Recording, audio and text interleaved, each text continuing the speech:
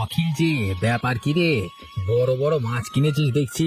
তা এত বড় মাছ কিনবার টাকা পেলি কোথায়? তোর জানবার দরকার কি? তুই তো এমনিতেই সবসময় হিসেব নিয়ে থাকিস। গরিব মানুষ মাছ কিনলে বুঝি হজম হয় না? আরে আমি তোর বন্ধু মানুষ, তাই তো জিজ্ঞেস করলাম। বন্ধু? তুই তো সেই লোক যে পরের থালায় চোখ রেখে খায়। আজকে রোজগার একটু বেশি হয়েছে তাই বড় মাছ কিনেছি, এটাই বড় কথা। তুই ভাবিস গরিব মানুষদের পাতে মাছ উঠবে কি করে, তাই তো? আরে বন্ধু, রেগে যাচ্ছিস কেন? আমি তো তোর সাথে মজা করছি। শোন দিনেশ, গরিব মানুষ বলেই কি স্বপ্ন দেখা বন্ধ করতে হবে? শুধু পান্তা ভাত খেয়ে দিন কাটাতে হবে? আমি যদি নিজের পরিশ্রমে মাছ কিনে খাই, সেটা নিয়ে তোর সমস্যাটা কোথায়? না মানে ভাবছিলাম, তোদের তো দিন চলে না, কোনো রকম দুমুটো খেয়ে বেঁচে আছিস। তোর হাতে বড় মাছ দেখলাম, তাই আর কি জানতে চাইছি মাছ কিনবার টাকা কোথায় পেলি। তুই মনে করিস যাদের গায়ে ছেঁড়া জামা তাদের পাতে বড় মাছ থাকবে না? এইসব ভাবনা তুই কবে বাদ দিবি? বাবা, তোর ছোট মুখে দেখছি বেশ বড় বড় কথা রে। শোন দিনেশ, আমি আমার মতো যাচ্ছিলাম, তুই আমাকে দাঁড় করালি কেন? এই কথা শোনাবি বলে নাকি? তুই দেখি আমার মুখের উপর কথা বলছিস, এত সাহস কোথায় পেলি রে? শোন, গরিব গরিবের মতো থাকবি। দেখ, এবার আমি যাব, তোর সাথে ফাও কথা বলতে আমার ভালো লাগছে না, চত্ব সব। আরে যা যা, আমিও দেখে নেব।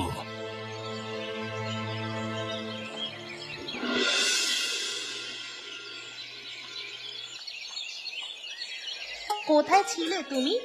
সকাল থেকে তোমার খোঁজ করছি, কিছু না বলে বেরিয়ে গেলে যে মনটা কেমন করে আমার। আমার চিন্তা হয় না বুঝি? আরে গিন্নি, ভয় পেও না, তেমন কিছু হয়নি। কাজের খোঁজে বেরিয়েছিলাম, ভাইটা তো একাই সংসারের হাল ধরে আছে। আমি আর কতদিন বসে থাকবো বলো? শরীরটা তো ভালো যাচ্ছে না গো। কিছুদিন একটু বিশ্রাম নিলে কি এমন ক্ষতি হতো? বিশ্রামে পেট ভরে না বিমলা, এ সংসারে 3 বেলা খেতে হয়। অখিল কাঁধে আর কতটা নেবে? আজকাল তো ওর মুখের দিকে তাকাতে আমার কষ্ট হয়। জানো, আজ অখিল বাজার থেকে একটা বড় রুই মাছ কিনে এনেছে। বড় গর্ব নিয়ে বলল, বৌদি আজ একটু ভালো করে রান্না করো তো, দাদা যেন তৃপ্তি করে খেতে পারে। কিন্তু রাস্তায় দিনেশ যা তা বলেছে ওকে। দিনেশ কি বলেছে অখিলকে? অপমানই করেছে বলতে পারো। বড় মাছ কিনেছে দেখে বলেছে, এত টাকা কোথায় পেলি? গরিব মানুষ এমন বিলাসিতা করে? বলতে চাইছে গরিব মানুষ গরিবের মতো থাকবে, এই সব আর কি। কেন, গরিব বলে কি মাছ কিনে খাওয়া যাবে না? দিনেশের হাব ভাব আমার একদম ভালো লাগছে না। অনেক কষ্ট করে এই সংসারটা চালাচ্ছে, দিন রাত খেটে টাকা জোগাড় করে। ভাইটা আমার সত্যি অনেক কষ্ট করছে। আমি আজ দুপুরে ওর চোখে জল দেখেছি। মুখে কিছু বলেনি, কিন্তু মনে মনে ভেঙে পড়েছে। কালকে সকালে আমি ওর সঙ্গে বসে কথা বলবো, ওকে বোঝাবো সে একা নয়। দাদা হিসেবে যতটুকু পারি ওর পাশে থাকবো। সম্মান শুধু টাকার উপর নির্ভর করে না। হ্যাঁ, আমরা গরিব হতে পারি, কিন্তু আমাদেরও আত্মসম্মান আছে, সেটা যেন কেউ কেড়ে নিতে না পারে। ঠিক বলেছ গিন্নি, দিনেশের মতো লোকেদের আমরা কথায় নয় কাজে জবাব দেব। অখিল একদিন সবার মুখ বন্ধ করে দেবে, তুমি দেখো।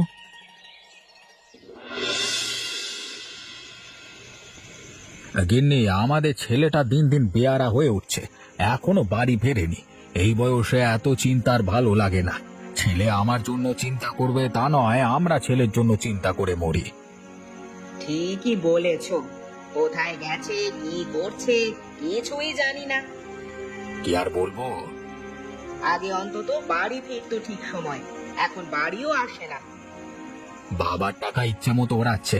আমরা তো সারা জীবন বেঁচে থাকবো না, নিজের দায়িত্ব নিতে শিখতে হবে, তা না হলে ভবিষ্যতে বিপদে পড়বে। কিছু জিজ্ঞেস করলে এমন ভাবে উত্তর দেয়, কথা বলার আর ইচ্ছা থাকে না। কোথায় ও সংসারের হাল ধরবে, উল্টে আমাদের সবকিছু এখন ভাবতে হচ্ছে। কিচ্ছু বুঝতে পারছি না, কোন পথে যে হাঁটছে ও। কিছু বললেই বলে, আমার জীবন আমি দেখব। গিন্নি, এই ছেলের যদি সময় মতো বিয়ে দিই, তাহলে হয়তো একটু দায়িত্ববোধ আসবে মাথায়। তুমি বিয়ে দেবে কাকে? যে নিজের জীবনই ঠিক মতো চালাতে পারে না, সে অন্য একজনকে কিভাবে সামলাবে? আগে তো নিজের জীবনধারা ঠিক করো। সেটা অবশ্য তুমি ঠিকই বলেছ।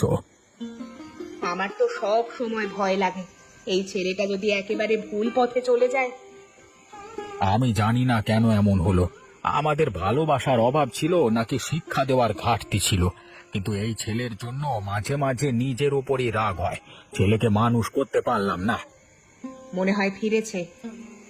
আজকে আমি ওকে কথা শোনাবো, মুখের উপর বলবো সংসার শুধু ভোগ করবার জায়গা নয়, দায়িত্ব নেওয়ারও জায়গা। আমি আর এইভাবে ওর অধঃপতন চুপচাপ দেখে যেতে পারবো না। আমিও তোমার সাথে সাথে কিছু কথা ওকে শোনাবো। বিমলা মা, বাড়িতে আছিস? আরে বুড়িমা, এতদিন পর, ভাবলাম বুঝি আমাদের একেবারেই ভুলে গেছো। না রে মা, তোদের কথা ভুলি কি করে? লাউ গাছে অনেক লাউ ধরেছে, ভাবলাম তোদের জন্য একটা নিয়ে আসি। ভালোই করেছো। ভাত রান্নাই করছিলাম আর ভাবছিলাম কি যে রান্না করি, ঘরে কিছু ছিল না। কি আর করবি, কষ্ট করে অভাবের সংসারটা সামলা, দেখবি একদিন সব অভাব মিটে যাবে। কি আর করব বুড়িমা, অখিলটাই এখন সব। সংসার, বাজার, ওষুধপত্র সব একাই সামলাচ্ছে। অখিলের দাদার শরীর তো ঠিক নেই, কাজকর্ম ঠিক মতো করতে পারে না। অখিলের মতো ভাই অনেকেই পায় না রে। এই বয়সে সংসারের সমস্ত দায়িত্ব কেমন নিজের ঘাড়ে নিয়েছে। একটা ভালো মেয়ে দেখে এবার অখিলের বিয়েটা দিয়ে দে। ওর বিয়ে নিয়ে আমরা ভাবি, সংসারের অভাব কিছুটা মিটলেই বিয়েটা দিয়ে দেব। একটা কথা বলবো বলবো করে বলার হলো না। কি কথা বুড়িমা? বড় বাড়ির দিনেশের কথা শুনেছিস? ছেলেটা নাকি বিভিন্ন ধরনের খারাপ কাজের সাথে জড়িয়ে পড়েছে। না তো, ছেলেটার স্বভাব চরিত্র খুব একটা ভালো না এটা জানি, কিন্তু খারাপ কাজের সাথে জড়িয়ে পড়েছে এটা তো জানি না। ছেলেটার বাবা মা কত ভালো মানুষ, কোনো অহংকার নেই। হ্যাঁ গো, তুমি ঠিকই বলেছ। ওদের কথা থাক, আমি এখন বাড়ি গেলাম। এখন থাকো বুড়িমা, দুপুরে খেয়ে যেও। না রে, আজ না, অন্য একদিন এসে খেয়ে যাব। কিরে অখিল, আজকাল তোকে তেমন তো দেখা যায় না। ছোটবেলায় তুই, দিনেশ সারাদিন আমাদের উঠোনে খেলা করতিস। গিন্নিমা, মন তো চায়, কিন্তু দিনেশ আজকাল রাস্তায় দেখা হলে এমন কথা বলে যেন গরিব হয়ে জন্মানোটা অপরাধ কোনো। আমরাও চিন্তায় আছি রে। ছেলে দিন দিন যেন চোখের সামনে কেমন বদলে যাচ্ছে, কোথায় যে কি করে কিছুই জানি না। গিন্নিমা, আমি আসলে একটা কথা বলতে এসেছি, ভাবছিলাম বলবো কিনা। যদি কিছু মনে না করেন তাহলে বলি। কি হয়েছে রে অখিল, আমাকে খুলে বল তো। দিনেশ আমার ছোটবেলার বন্ধু, আমরা একসাথে বড় হয়েছি, ওর ভালো চাই বলেই বলছি। গিন্নিমা, আমি নিজের চোখে দেখেছি দিনেশ খারাপ লোকজনের সঙ্গে ওঠা বসা করে, জুয়া খেলে, এমনকি কিছু দালালের সাথেও মেলামেশা করে। কি বলছিস তুই? আমি তো ভাবতেও পারি না আমার ছেলে এমন কিছুর সঙ্গে জড়াতে পারে। আমি প্রমাণ নিয়ে আসিনি, কিন্তু নিজের চোখে দেখেছি। কালকে সন্ধ্যায় বাজারে এক কোনায় দাঁড়িয়ে কিছু খারাপ লোকের সাথে জুয়া খেলছিল। তোর বড় বাবুকে সব খুলে বলতে হবে, নইলে সামনে বড় বিপদ আসতে চলেছে। দিনেশ তো আগে এমন ছিল না, আগে সবার সঙ্গে মিশতো, আমাকে ডাকতো। এখন শুধু টাকার গর্ব, বড়লোকি চাল। তোর মতো সোজা সরল ছেলের মুখে এসব কথা শুনে আমার বুক কেঁপে উঠছে। তুই তো চাইলে চুপ করে থাকতে পারতিস, তুই ভালো চাস বলেই আমাকে সব বলতে এসেছিস। আমি চাই না দিনেশ কোনো বড় বিপদে জড়িয়ে পড়ুক, তাই আপনাকে জানালাম। আপনি এখন ওকে কিছু বলতে পারেন, ও হয়তো আমার কথা শুনবে না, কিন্তু আপনার কথা নিশ্চয়ই শুনবে। আমি আজই দিনেশের বাবার সাথে কথা বলবো। আমি এখন গেলাম গিন্নিমা।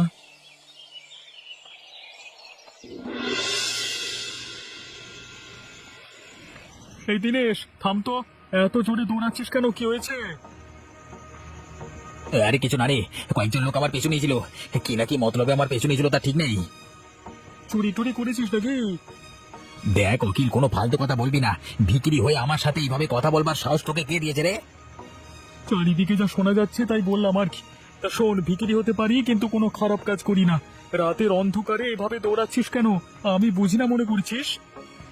অখিল, ভালো হচ্ছে না বলে দিলাম, তোকে আমি দেখে ছাড়বো বলে দিলাম যত সব।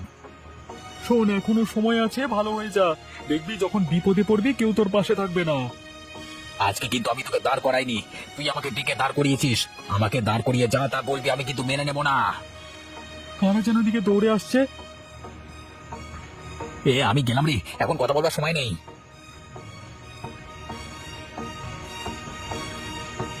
এদিক দিয়ে কাউকে যেতে দেখেছেন দাদা? কই না তো, আমি তো কাউকে যেতে দেখিনি, একাই যাচ্ছি তো আমি।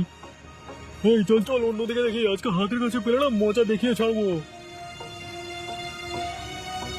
বুঝতে পেরেছি, দিনেশের কপালে দুঃখ আছে।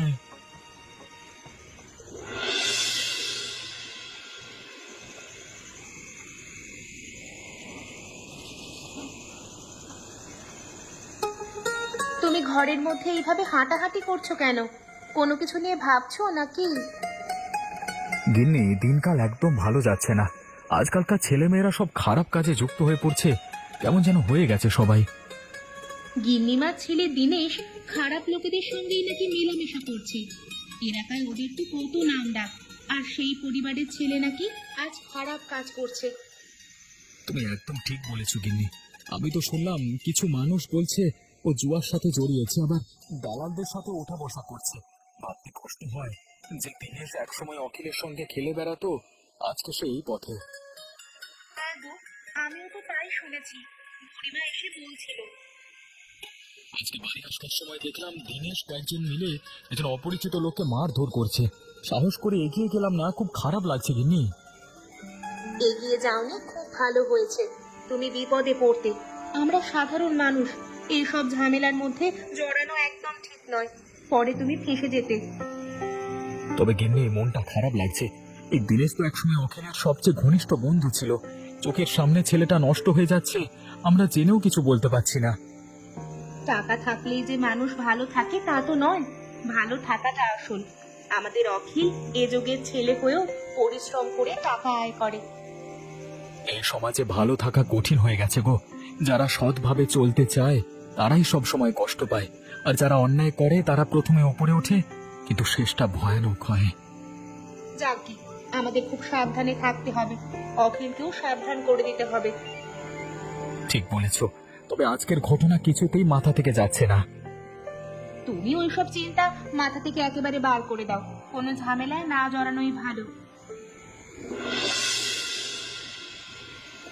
কতদিন পরে আমরা তিনজনে একসাথে খাচ্ছি রে দিনেশ, এই দৃশ্যটা যেন স্বপ্নের মতো। আগে তো প্রতিদিন এমন হতো। হ্যাঁ, আর এখন ছেলেটা কখন আসে কখন যায় কিছুই বোঝা যায় না। মা, আজকে মাংসের ঝোলটা দারুণ হয়েছে। অনেকদিন পরে তোমার হাতের মাংসের ঝোল খাচ্ছি। মাঝে মাঝে এমন করে রান্না করো, খাওয়া জমে যাবে। রান্না করে কি হবে? তুই কি বাড়ি থাকিস? খালি রাত করে বাড়ি ফেরা, না বলে বেরিয়ে যাওয়া। আমরা কি কিছুই বুঝি না নাকি? কতদিন পরে আজকে তোকে চোখের সামনে খেতে দেখছি। বলতো দিনেশ, কি এমন কাজ করিস যে রাত বিরেতে লোকজন তোর পেছনে ছুটে বেড়ায়? কি বলছো বাবা? আমি আবার কি করবো বাবা? বাইরে তো যাই বন্ধুদের সাথে, ইয়ার কি মানে। বন্ধুরা কারা ওরা, যাদের সঙ্গে তোকে দেখে পাড়া প্রতিবেশীরা কানাকানি করে? অখিল পর্যন্ত এসে আমাদের সাবধান করে গেছে, সে নাকি নিজে চোখে তোকে জুয়ারিদের সঙ্গে দেখেছে। কি বলছো কি মা? ও অখিল, ও ভিখিরি ছেলেটা আমার নামে তোমার কান ভাঙিয়েছে? ওর সাহস কি করে হয়? হ্যাঁ, তোমরা ওর কথা বিশ্বাস করলে? চুপ কর দিনেশ, অখিল তোর ছোটবেলার বন্ধু। ওর মতো সৎ ছেলে তো এই গ্রামে কজন আছে? আর তুই, তোর বন্ধুত্ব কাদের সঙ্গে সেটা আমরা জানি। তোমরা শুধু অখিল অখিল করো। আমি কি তোমার ছেলে না? সব সময় যেন আমি খারাপ, আমি কিচ্ছু করলে দোষ, আর অখিল করলে সাধু। দোষ করলে সেটা মানতে হবে, মিথ্যে বলে নিজেকে ভালো দেখানোর চেষ্টা করিস না। তুই আমাদের একমাত্র ছেলে বলে বলছি, এখনো সময় আছে, নিজেকে পাল্টা। শুনে রাখ দিনেশ, এইভাবে চললে তোকে আমরা বাড়ি থেকে তাড়িয়ে দেব। আমরা মনে করব আমাদের কেউ নেই। তোমাদের জন্য শান্তিতে খেতেও পারলাম না, যত সব ভালো লাগে না। দেখেছো, ছেলেটা না খেয়ে চলে গেল। খাওয়ার দরকার নেই, ওর মতো ছেলের মুখ আমরা আর দেখতে চাই না।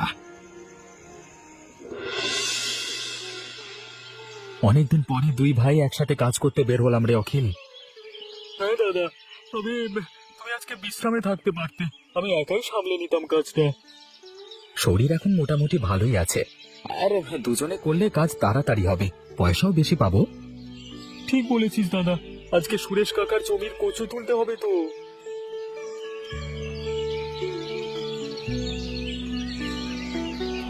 আরে কাকা, আপনি কোথায় যাচ্ছেন? আমরা তো আপনার জমিতে কাজ করতে যাচ্ছি। তোদের বাড়ির দিকে যাচ্ছিলাম রে, একটা কথা বলবার ছিল। কি ব্যাপার কাকা, কোনো সমস্যা হয়েছে? আসলে তোদের আজকে আর কাজে যেতে হবে না, আমি বাইরের গ্রাম থেকে লোক এনেছি। কি বলছেন কাকা, আপনি আমাদের বাদ দিয়ে বাইরের লোক ডাকলেন? আমাদের আগে একবার বলে দিতে পারতেন তো, আমরা গরিব বলে কি আমাদের সাথে এমন আচরণ করবেন? না না, ব্যাপারটা এমন না, ওই লোকগুলো একটু কম টাকায় কাজ করে দেবে বলেই। কাকা, আমরা আপনার খারাপ সময়েও পাশে ছিলাম। যখন কাজ করবার লোক পেতেন না, তখন আমাদের হাতে কাজ থাকলেও সেটা ফেলে আপনার কাজ করে দিয়েছি, আর আজকে টাকা বাঁচাতে আমাদের বাদ দিলেন। একটু রোজগার হবে ভেবে সকাল সকাল বের হয়েছি, এমন আচরণ কি ঠিক হলো কাকা? তোরা রাগ করিস না রে, আসলে সময়টা একটু খারাপ যাচ্ছে, হাতে টাকা পয়সা কম আছে। আপনার খারাপ সময়েও তো আমরা পাশে ছিলাম কাকা, আমাদের খারাপ সময় আপনি পাশে দাঁড়াবেন না? আপনি পয়সা না হয় আমাদের কম দিতেন। চলো খিল, কথা বাড়িয়ে লাভ নেই। হ্যাঁ দাদা, চলো।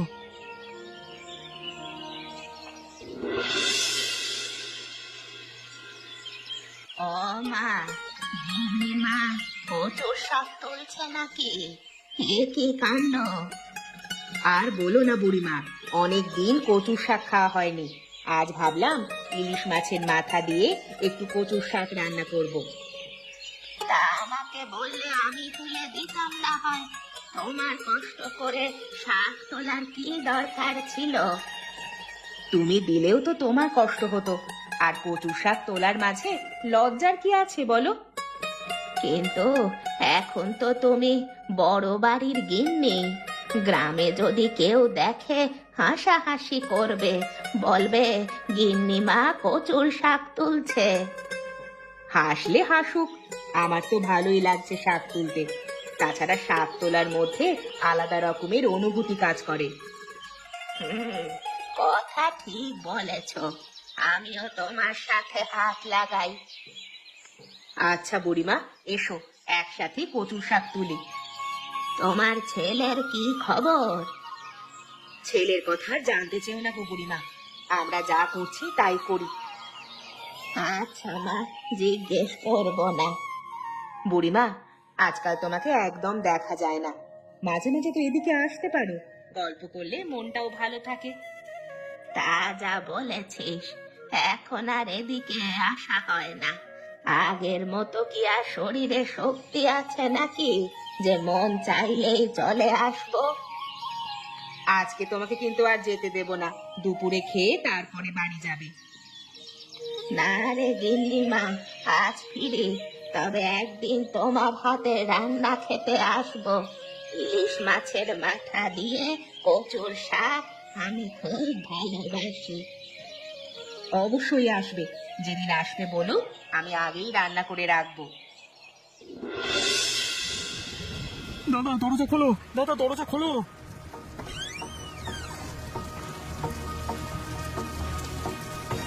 কিরে এত রাতে? এ কি দিনেশ? দিনেশের কি হয়েছে? মাথা দিয়ে রক্ত পড়ছে। রাস্তায় অজ্ঞান হয়ে পড়েছিল, আমি ওকে নিয়ে আসলাম। আমি একটা কথা ভাবছি, রাস্তায় ও এইভাবে পড়েছিল কেন? আর আমাদের মধ্যে কোনো ঝামেলা হবে না তো? আমি কোথায়? তুই রাস্তায় অজ্ঞান হয়ে পড়েছিলিস, আমি তোকে ধরে নিয়ে আসলাম।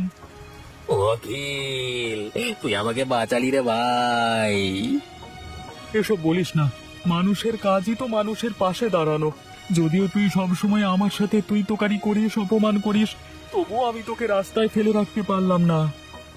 কিন্তু এখন বল, কি হয়েছিল তোর সাথে? কোথায় ছিলিস? মাথায় আঘাত কিভাবে লাগলো? আমি ঠিক বলতে পারবো না দাদা, কয়েকজন লোক তাড়া করেছিল। আমার কয়েকজন বন্ধু, আসলে আমি জুয়ায় হেরেছি তো ওদের টাকা দিতে পারিনি, তাই আমাকে ধরে মেরেছে। ওরে বাবা, কে ছিল সেই লোকগুলো? তোমাকে মারতে চাইলো কেন? এতটাই নিচে নেমে গেছিস তুই? একবার গিন্নিমার কথা মনে করলি না? তোর জন্য তোর বাবা মা কারোর কাছে মুখ দেখাতে পারে না। আমি তোকে আগেই বলেছিলাম দিনেশ, সময় থাকতে নিজেকে পাল্টা, কিন্তু তুই আমার কথা শুনিসনি। আজকে দেখ কি অবস্থা তোর। আমি জানি ভাই, আমি ভুল করেছি। তোমরা আমাকে ক্ষমা করে দাও। আমি আর এমন কিছু করব না। আমায় একবার সুযোগ দাও, এবার সব ঠিক করে ফেলবো। তুমি এখন বেশি কথা বলো না, তোমার এখন বিশ্রাম দরকার। শরীর ঠিক হলে আবার এসব নিয়ে বসে কথা বলো। ঠিক বলেছ বিমলা, কিন্তু শোন দিনেশ, এবার যদি তুই নিজেকে না পাল্টাস তাহলে তোকে কেউই আর সাহায্য করবে না। আমরা তোকে আজকে বাঁচিয়েছি কারণ তুই অখিলের বন্ধু, কিন্তু বারবার ভুল করলে কেউ পাশে দাঁড়াবে না রে। কালকে সকালেই তোকে বাড়ি পৌঁছে দিয়ে আসবো, তোর বাবা মার সাথেও কথা বলবো। এবার তুই নিজের ভুল স্বীকার করে সোজা পথে চলা শুরু কর। আমি খারাপ কাজ করতে চাই না রে, আমি এবার থেকে ভালোই চলবো রে।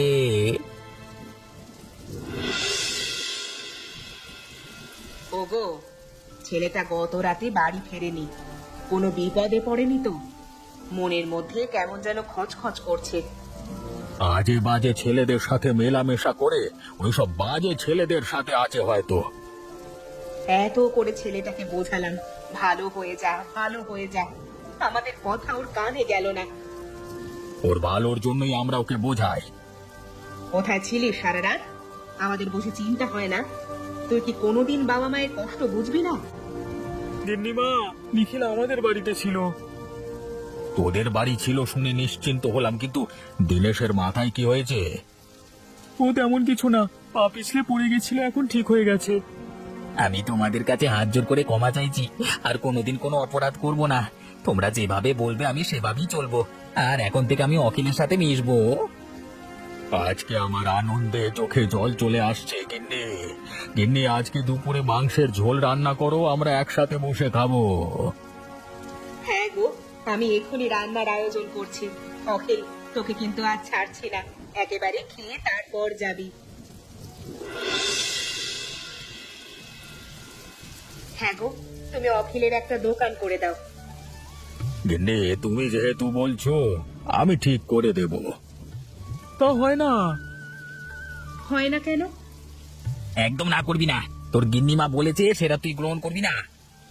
ঠিক আছে গিন্নিমা, আপনারা যা ভালো মনে করেন তাই হবে। আহা মা, তোমার হাতের মাংসের ঝোল আর গরম ভাত আলাদা রকমের স্বাদ। একদম ঠিক বলেছিস, বর্ষার গিন্নিমার মাংসের ঝোল, এ যেন এক অমৃত।